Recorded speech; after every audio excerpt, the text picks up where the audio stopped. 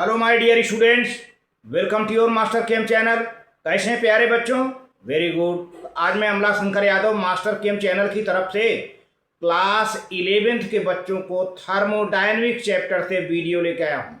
आज के वीडियो हमारा डिस्कशन होगा प्यारे बच्चों एंथैल्पी ऑफ कंबस्चन, या इसको कहिए हीट ऑफ कंबस्चन, क्योंकि मैंने कहा था कि एंथैल्पी मतलब हीट चेंज।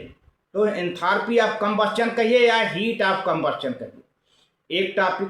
दूसरा topic standard enthalpy of combustion या स्टैंडर्ड हीट ऑफ कंबस्चन। और तीसरा टॉपिक है प्यारे बच्चों calorific value of the fuels या फूड की कैलोरीफिक वैल्यू क्या होती है, ये है। और इसी के साथ साथ एक मैं फार्मूला बताऊंगा कि अगर किसी ऑर्गेनिक कंपाउंड का कंबस्चन होता है तो कितना ऑक्सीजन चाहिए, है ना। अब ऑर्गेनिक कंपाउंड दो हैं, या तो उसमें कार्बन और हाइड्रोजन केवल हो, या तो कार्बन हाइड्रोजन और ऑक्सीजन हो। तो दोनों, अगर ऑक्सीजन नहीं है तो आप मत यूज करो, फार्मूला वही रहेगा, है ना। तो ये फार्मूला बहुत ज़रूरी है बच्चों को बैलेंस करने में कि कंबस्चन में कितनी ऑक्सीजन चाहिए। तो हम उसको फार्मूला को भी बताएंगे जिसको आप नोट करने, ये बहुत ज़रूरी है। बच्चे इस फार्मूला को बराबर मिस करते हैं और यही कंबस्चन का एग्जाम्पल देने में वे लिख नहीं पाते कि आखिर कितना ऑक्सीजन करें, इसमें उनका काफ़ी समय बर्बाद होता है। ये फार्मूला भी हम इसको इसी के साथ देंगे कि किसी भी ऑर्गेनिक कंपाउंड के साथ whether it is containing carbon hydrogen or carbon hydrogen oxygen, that formula is applicable for both, है ना। तो आप उसको यूज करेंगे और लगाएंगे। चलते हैं आगे प्यारे बच्चों। हाँ तो प्यारे बच्चों, ये क्लास 11th है, लेक्चर नंबर 17 है, थर्मोडायनेमिक्स। यहाँ पे एंथैल्पी ऑफ कंबस्चन है, हीट ऑफ कंबस्चन है, डेल्टा सी एच से रिप्रेजेंट करते हैं प्यारे बच्चों। इसका डिफिनीशन है द एंथैल्पी ऑफ कंबस्चन और heat of combustion of a substance is defined as the heat change, usually heat is evolved. प्यारे बच्चों, कंबस्चन में हीट निकलती है, कब निकलती है? When 1 mole of substance is completely बर्nt और ऑक्सीडाइज्ड इन ऑक्सीजन। ऑक्सीजन के प्रेजेंस में 1 मोल कोई सब्सटेंस पूरी तरह से जल जाए या ऑक्सीडाइज्ड हो जाए तो उस दौरान जो हीट निकल के बाहर आती है उसको क्या कहते हैं? एंथैल्पी ऑफ कंबस्चन या हीट ऑफ कंबस्चन। प्यारे बच्चों देखिए, यहाँ पर मेथेन है, ऑक्सीजन है और CO2 बना H2O और -890.4 किलो जूल पर मोल। ये हीट जो है इवल्यूट होती है, मतलब निकल के बाहर होती है जब कंबस्चन होता है। लेकिन अब यहाँ पर एक फार्मूला है प्यारे बच्चों, यहाँ पर देखिए CXHYOZ। ये कोई ऑर्गेनिक कंपाउंड है, इसमें ऑक्सीजन है, ऑक्सीजन हो भी ना भी हो कोई परेशान होने की जरूरत, अगर नहीं है तो आप 0 रखो वैल्यू। अब ये कोई ऑर्गेनिक कंपाउंड, अब इसको कंबस्चन के लिए कितना ऑक्सीजन चाहिए, है ना। तो आप ये O2 है ना, ये O2 लगा हुआ है, तो अब जितना कार्बन हो, कार्बन फिर प्लस जितना हाइड्रोजन हो उसका 4 टाइम कर दीजिए, है सॉरी 4 से डिवाइड कर दीजिए, 4 टाइम नहीं बल्कि 4 से डिवाइड कर दीजिए। तो हाइड्रोजन Y है, वाई को 4 से डिवाइड कर दिया। अगर ऑक्सीजन है तो रखो, ऑक्सीजन Z है, Z/2 कर दो, Z का आधा कर दो, तो पूरा कैलकुलेट कर लो ब्रैकेट का, तो O2 आपको मिल जाएगा।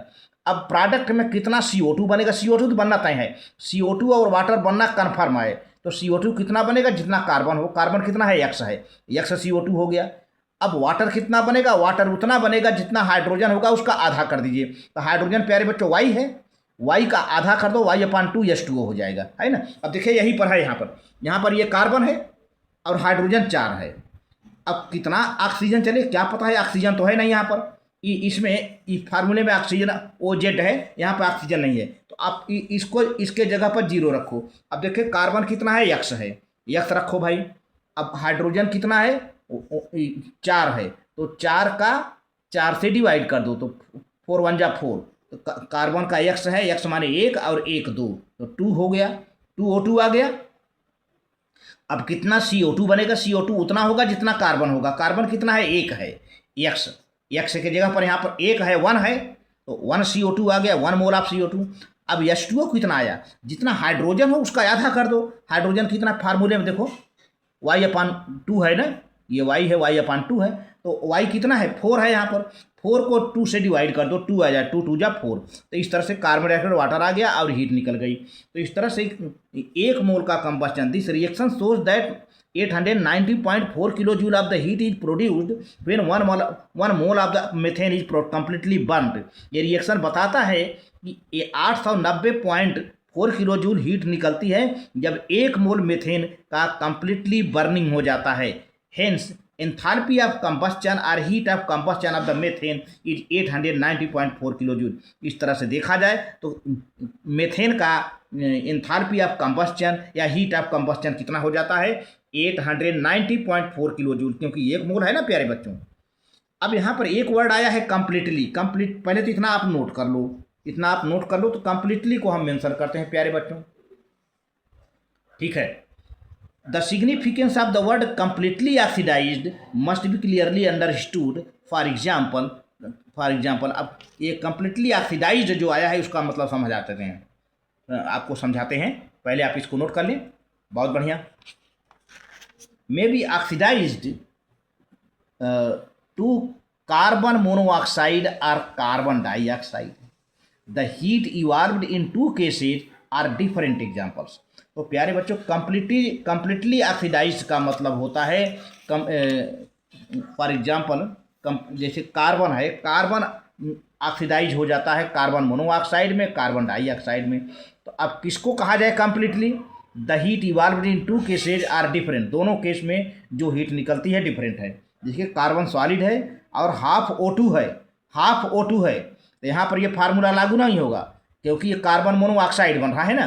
तो ये कार्बन मोनोऑक्साइड बना और यहाँ पर एंथैल्पी कितना हुआ है, -110.5 किलो जूल पर मोल हुआ। अब एक तो ये कार्बन का ऑक्सीडेशन है, तो यहाँ पर कार्बन कंप्लीटली ऑक्सीडाइज नहीं हुआ है, कंप्लीटली ऑक्सीडाइज प्यारे बच्चों नहीं हुआ है, क्योंकि कार्बन को कंप्लीटली ऑक्सीडाइज होने के लिए कार्बन डाइऑक्साइड बनना चाहिए। तो अब कार्बन सॉलिड है, अब O2 लिया तो CO2 बन गया। और यहाँ पर डेल्टा H कितना हुआ, -393.5 किलो जूल पर मोल, यानी 393.5 किलो जूल पर मोल ये हीट ऑफ कंबस्टन हुआ कार्बन का। तो complete oxidation means oxidation to CO2। मैंने कहा ना, जब कंप्लीट ऑक्सीडेशन हो तो जब तक CO2 ना बने तो आप कंप्लीट ऑक्सीडेशन नहीं मानिएगा प्यारे बच्चों। यहाँ पे CO2 नहीं बना है, इसका मतलब कार्बन का कंप्लीट कंबस्टन नहीं हुआ। तो देखिए इस वर्ड को ध्यान दीजिए, जिसको मैंने घेर दिया है यहाँ पर देखिए, complete oxidation means oxidation to CO2 and not CO। अगर CO बन रहा है तो कंप्लीट ऑक्सीडेशन नहीं हुआ है। Heat of combustion of carbon इस तरह से देखा जाए तो कार्बन का हीट ऑफ कंबस्टन यानी कार्बन की एंथैल्पी ऑफ कंबस्टन कितनी हुई, 393.5 किलो जूल पर मोल हो गया। अब आ जाए स्टैंडर्ड एंथैल्पी ऑफ कंबस्टन और स्टैंडर्ड हीट ऑफ कंबस्टन। देखिए अभी आपने एंथैल्पी ऑफ कंबस्टन इतना तो पढ़ लिया प्यारे बच्चों, या स्टैंडर्ड हीट ऑफ कंबस्टन पढ़ लिया। अब इसके पहले एक वर्ड लगा है स्टैंडर्ड, तो अब यहाँ पर स्टैंडर्ड एंथैल्पी ऑफ कंबस्टन पढ़ना होगा। एंथैल्पी ऑफ कंबस्टन तो आप पढ़ चुके हैं, लेकिन अब स्टैंडर्ड एंथैल्पी ऑफ कंबस्टन या स्टैंडर्ड हीट ऑफ कंबस्टन आपको पढ़ना है प्यारे बच्चों। तो यहाँ पर कंडीशन है, कंडीशन टेम्परेचर का होगा, प्रेशर का होगा प्यारे बच्चों। तो जो कंडीशंस हैं उसको आपको देखना होगा। जिन कंडीशन पर कंबस्टन हो रहा है वो कंडीशन लागू, वहाँ पर टेम्परेचर का कोई कंडीशन नहीं था। एंथैल्पी ऑफ कंबस्टन में टेम्परेचर का कोई कंडीशन नहीं था, ना तो कोई प्रेशर लागू था। लेकिन यहाँ पर टेम्परेचर और प्रेशर लगा करके रिएक्टेंट से चलकर प्रोडक्ट तक, जब तक प्रोडक्ट ना बन जाए तब तक टेम्परेचर कितना होगा, 298 केल्विन, और प्रेशर कितना रहेगा, 1 बार, है ना। ये नहीं कि प्रोडक्ट बनते बनते टेम्परेचर बदल जाए, प्रोडक्ट बनते समय भी यही टेम्परेचर होना चाहिए और यही प्रेशर होना चाहिए, तो वो स्टैंडर्ड है। तो देखिए प्यारे बच्चों, standard enthalpy of combustion is the amount of heat evolved when 1 mole of substance under standard condition means 298 Kelvin temperature and 1 bar of pressure is completely burnt to form product also under standard condition। कहा गया है ना product also at standard condition. तो प्यारे बच्चों, जब एक मोल substance 298 kelvin temperature 1 बार pressure पर कंप्लीटली बर्न हो जाए या कंप्लीटली ऑक्सीडाइज हो जाए और प्रोडक्ट बना दे तो उसको कहते हैं, उस दौरान जो हीट निकल के बाहर आती है उसको कहते हैं स्टैंडर्ड एंथैल्पी ऑफ कंबस्चन, है ना। फिर से, जब एक मोल सबस्टेंस 298 केल्विन टेम्परेचर पर 1 बार प्रेशर पर कंप्लीटली बर्न हो जाए या कंप्लीटली ऑक्सीडाइज्ड हो जाए और उस दौरान जो हीट निकल के बाहर आती है तो उसको हम क्या कहते हैं, स्टैंडर्ड एंथैल्पी ऑफ कंबस्चन। जो कि हीट आई है एक स्टैंडर्ड पॉइंट पर आई है भाई, एक इतना टेम्परेचर मेंटेन करना पड़ा, इतना प्रेशर मेंटेन करना और सबस्टेंस का 1 मोल लेना पड़ा, 1 मोल, 3 कंडीशन आ गए।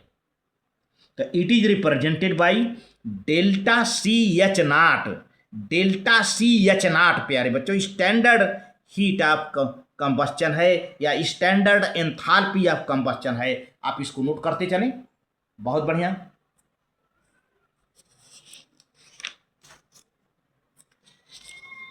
अब देखो यहाँ पर बताया जा रहा है ये the standard enthalpy of combustion of butane, butane माने C4 4 2 जा 8 8 + 2 10 C4H10 ये ब्यूटेन है। Which is main component of cooking gas. यह प्यारे बच्चों ब्यूटेन LPG का कंपोनेंट है, LPG में होता, कुकिंग गैस में ब्यूटेन होता। अब इसका स्टैंडर्ड एंथैल्पी ऑफ कंबस्चन देखिए, तो अब देखिए वही फार्मूला है यहाँ पर C4H10। अब कितना ऑक्सीजन चाहिए तो ये फार्मूला मैं फिर आपको याद दिला दे रहा हूँ, CXHYOZ प्लस कितना ऑक्सीजन चाहिए, ये ऑक्सीजन X जितना कार्बन है प्लस Y/4, Y का 1/4 माने हाइड्रोजन का 1/4 और फिर माइनस ऑक्सीजन का जो है हाफ, ऑक्सीजन कितना है Z है, Z का हाफ माइनस O2, तो कितना कार्बन डाइऑक्साइड बनेगा, जितना कार्बन होगा, कार्बन X है, X CO2। अब वाटर कितना बनेगा, देखिए कार्बन डाइऑक्साइड वाटर कन्फर्म है, CO2 लिख दो या H2O लिख दो। अब कितना CO2 बनेगा, जितना कार्बन होगा, तो कार्बन X है, X CO2। अब कितना वाटर बनेगा प्यारे बच्चों, यहाँ पर जितना हाइड्रोजन होगा उसका हाफ कर दो, Y/2 H2O, है ना। अब आप चेक कर लो, यहाँ पर ये 13/2 O2 आया है। तो अब जिसमें ऑक्सीजन तो नहीं है, अब मैं कैलकुलेट करके दिखा देता हूँ आपको, कितना कार्बन है भाई, 4 है, चलो 4 लिख देते हैं। फिर कितना हाइड्रोजन है, 10 है, तो 10/4 कर देते हैं। ऑक्सीजन है नहीं, अब इसको कैलकुलेट कर दो प्यारे बच्चों, 4 4 जा 16, 16 + 10/4 तो कितना 26/4, काट दो, 2 1 जा 2, 2 3 जा 6, 2 2 जा 4, आया 13/2 ना, 13/2 आया कि नहीं प्यारे बच्चों, ये 13/2 आ गया, 13/2 आ गया है आपको, 13/2, तो 13/2 ऑक्सीजन लिखा हुआ है। अब कार्बन डाइऑक्साइड कितना बनेगा, जितना कार्बन होगा, कार्बन कितना है 4 है, 4 CO2। अब वाटर कितना बनेगा, वाटर उतना बनेगा जितना हाइड्रोजन होगा, उसका आधा कर दो, तो हाइड्रोजन कितना है 10 है, तो 10 का हाफ कर दो, 2 5 जा 10, 5H2O बन गया। ठीक है, तो क्लियर हो गई बात। तो ऑक्सीजन को कैसे कैलकुलेट करेंगे, इस फार्मूले से प्यारे बच्चों, जितना है कैलकुलेट करके आपने निकाल लिया ये। तो अब यहाँ पर जो मैंने पहले बताया कि यह 298 टेम्परेचर जो है वह रिएक्टेंट से लेकर प्रोडक्ट तक मेंटेन रहेगा।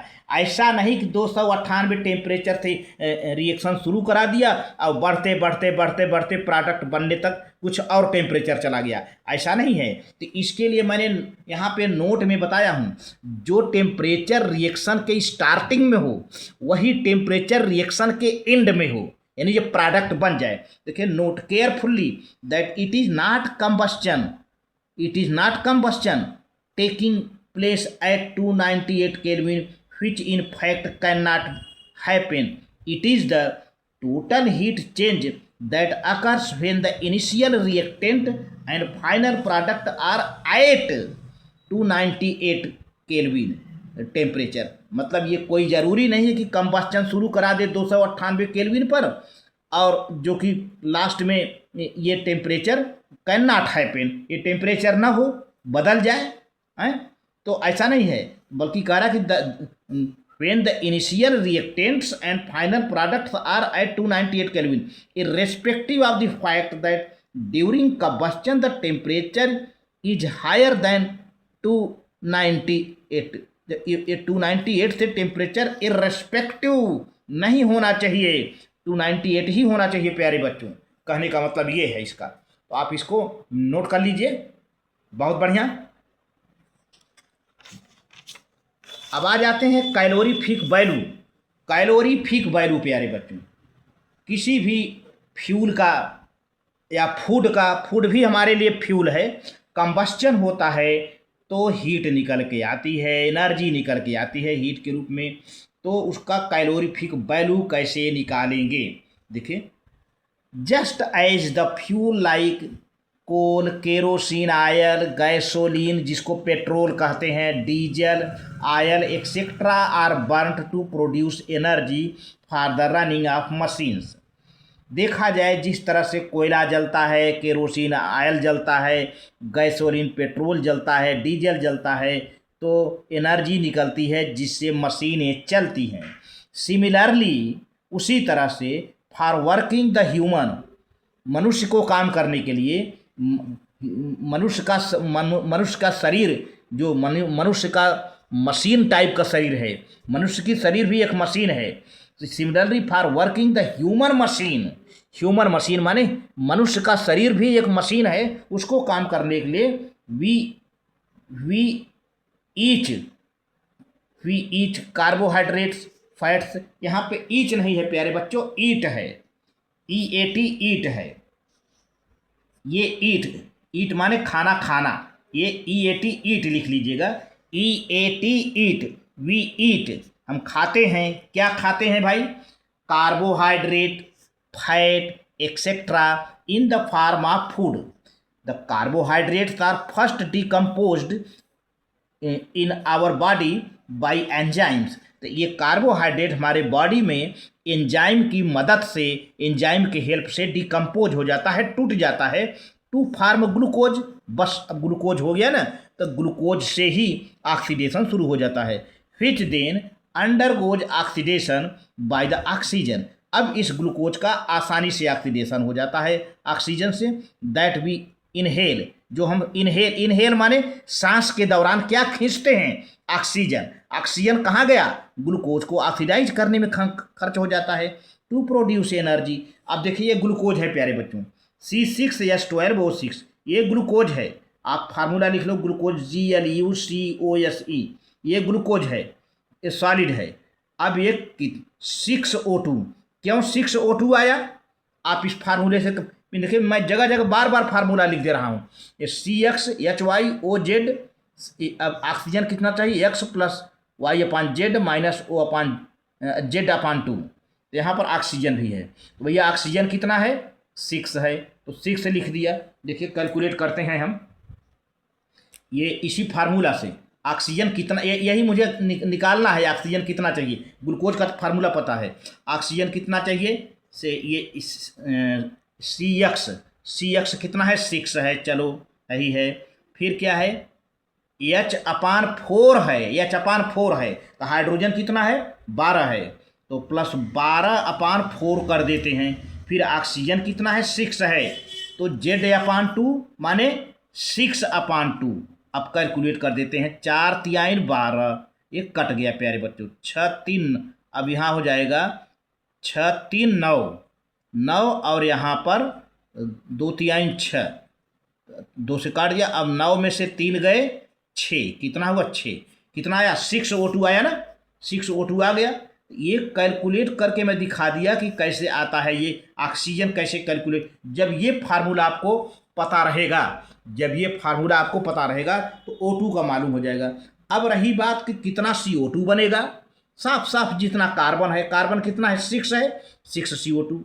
अब वाटर कितना बनेगा, जितना हाइड्रोजन हो उसका आधा कर दो, तो हाइड्रोजन 12 है, 12 है, 12 का आधा 6 H2O बन गया। और स्टैंडर्ड हीट ऑफ कंबस्चन या स्टैंडर्ड हीट ऑफ एंथैल्पी है -2840.0 किलो जूल पर मोल, यानी इतना हीट निकल के बाहर आता है 1 मोल ग्लूकोज का जब ऑक्सीडेशन होता है। यहाँ पर कुछ नहीं लिखा है तो 1 मोल। तो this oxidation reaction is usually called combustion of food. इसको कंबस्चन ऑफ फूड कहते हैं इस रिएक्शन को। तो different fuels and foods produce different amount of heat और एनर्जी। तो प्यारे बच्चों, इस तरह से ग्लूकोज की देखा जाए तो कैलोरीफिक वैल्यू कितनी होती है, 2840.0 किलो जूल पर मोल होती है। तो आप इसको नोट कर लो प्यारे बच्चों। बहुत बढ़िया, बहुत बढ़िया। तो इस तरह से the different fuels and foods produce different amount of heat on combustion. मैंने बताया था कि हर फूड, हर टाइप का फूड, हर टाइप का फ्यूल, ईंधन जो है कंबस्चन पर different amount of heat produce करता है। These are usually expressed in terms of their calorific value. और इनको हम जो हीट निकलता है उनको कैलोरीफिक वैल्यू के रूप में एक्सप्रेस किया जाता है। ईंधन का हो, चाहे फूड का हो, चाहे खाने पीने की चीज़ों का हो, चाहे ईंधन का हो, उनमें से जो हीट निकल के आती है उसको हम कैलोरीफिक वैल्यू के रूप में एक टर्म बना करके एक्सप्रेस करते हैं। विच इज डिफाइंड एज, क्या है कैलोरीफिक वैल्यू प्यारे बच्चों? कैलोरीफिक वैल्यू क्या है? आप देखिए, कैलोरीफिक वैल्यू में 1 ग्राम सबस्टेंस रहेगा, ध्यान दीजिएगा, 1 ग्राम सबस्टेंस रहेगा कैलोरीफिक वैल्यू में, 1 ग्राम। अब न्यूमेरिकल जब आएगा तो 1 ग्राम से ही निकालिएगा। Calorific value of fuel or food is the amount of heat in calories or joules produced from the complete combustion of 1 gram of the fuel or food। जब 1 ग्राम कोई फ्यूल हो, ईंधन हो, या 1 ग्राम कोई फूड हो, 1 ग्राम का जब कंबस्चन होता है तो 1 ग्राम के कंबस्चन में जो भी हीट कैलोरी के रूप में निकल के आती है या जूल के रूप में निकल आती है तो इसकी हम कैलोरीफिक वैल्यू कहते हैं प्यारे बच्चों। बट यहाँ पर कंडीशन है 1 ग्राम, 1 ग्राम फूड हो या 1 ग्राम फ्यूल हो, अगर उसका कंबस्चन होता है, कंबस्चन होने पर जो हीट निकल के बाहर आती है उसको हम कहते हैं कैलोरीफिक वैल्यू। अब ग्लूकोज का ही ले लेते हैं। हमारे पास अभी मैंने बताया है ग्लूकोज का फार्मूला C6H12 वो 6 है, जिसको यहाँ 1 मोल है, यहाँ पर कुछ नहीं लिखा, 1 मोल ग्लूकोज है। इसका मोलर मास 180 आप कैलकुलेट कर लो, 180 ग्राम आएगा। अतः 180 ग्राम के कंबस्चन में प्यारे बच्चों जो है 2840 किलो जूल पर मोल एनर्जी निकली है। ये कैलोरीफिक वैल्यू ये नहीं है, मैंने गलती से बोल दिया था। 2840 किलो जूल जो है हीट निकल के बाहर आती है 180 ग्राम ग्लूकोज के कंबस्चन में। तो जब अब बना लो इसी में, जब 180 ग्राम ग्लूकोज का कंबस्चन होता है तो 2840 किलो जूल हीट निकल के आती है। तो अब हमको 1 ग्राम में निकालना है, तो 1 ग्राम का जब इसी ग्लूकोज का कंबस्चन होगा तो कितनी हीट निकल के आएगी भाई? 1 ऊपर जाएगा, 180 नीचे आएगा।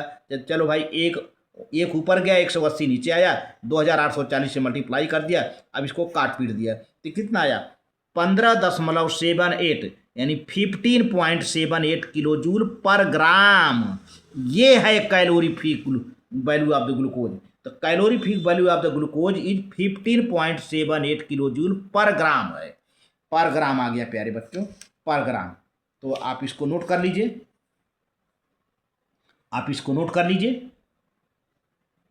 बहुत बढ़िया। अब normal person, a normal person needs about 3000 kilocalorie, that is about to 12,000 to 13,000 kilojoule energy per day. एक नॉर्मल, एक साधारण व्यक्ति को 3000 किलो कैलोरी या कहिए कि 12,000 से 13,000 किलोजूल एनर्जी पर डे चाहिए। कैलोरीफिक वैल्यू में के रूप में एनर्जी चाहिए। The food consisting of carbohydrate, oils, fats, vitamins, proteins, minerals, salts, etc., which provide the necessary calories is called balance diet. तो ऐसा भोजन जिसमें कार्बोहाइड्रेट हो, आयल हो, फैट हो, विटामिन हो, प्रोटीन हो, मिनरल हो, साल्ट हो, ये सब जो इस एनर्जी को रिक्वायरमेंट पूरा करते हैं, जो एनर्जी का रिक्वायरमेंट पूरा करते हैं 12,000 या 13,000 किलो जूल या 3,000 किलो कैलोरी, जो एनर्जी पूरा करते हैं, ऐसे फूड को हम क्या कहते हैं? Balance diet. जो फूड इस एनर्जी का रिक्वायरमेंट पूरा नहीं कर पाता उसको बैलेंस डाइट हम नहीं कहते हैं प्यारे बच्चों। तो आप इसको नोट कर लीजिए। आज बस इतना ही। Very good.